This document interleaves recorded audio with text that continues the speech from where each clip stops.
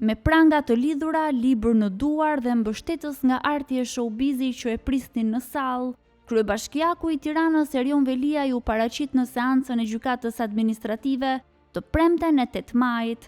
Pamjet brenda sallës të mbushur plot u transmetuan vetëm për pak momente, pasi gjykata urdhëroi fikjen e kamerave, duke mos pranuar kërkesën e Veliajt për transmetim live të procesit. Pas prapësimeve të reja të paraqitura nga Këshilli i Lartë i Prokurorisë, si dhe kërkesës së avokatit të Veliajt për më shumë kohë për të njohur me provat, gjykata vendosi shtyrjen e seancës për në datën 19 qershor. Kryebashkiaku i Tiranës ka paditur prokurorin e SPAK Olsi Dado duke pretenduar se ky i fundit nuk ka përfunduar shkollën e magjistraturës dhe përjedhoi nuk plotson kushtet ligjore për ushtrimin e detyrës. Veliaj gjithashtu ngre pretendime se emërimi i prokurorit në vitin 2008 është bërë në shkelje të ligjit.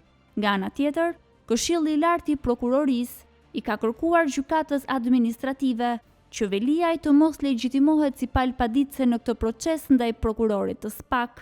Sipas raportimeve mediatike, në deklarimet e tij para gjykatës, Veliaj ka pretenduar se është përballur me një fushatë sulmesh prej rreth 2 vitesh, e cila sipas tij ka kulmuar deri në heqjen e lirisë.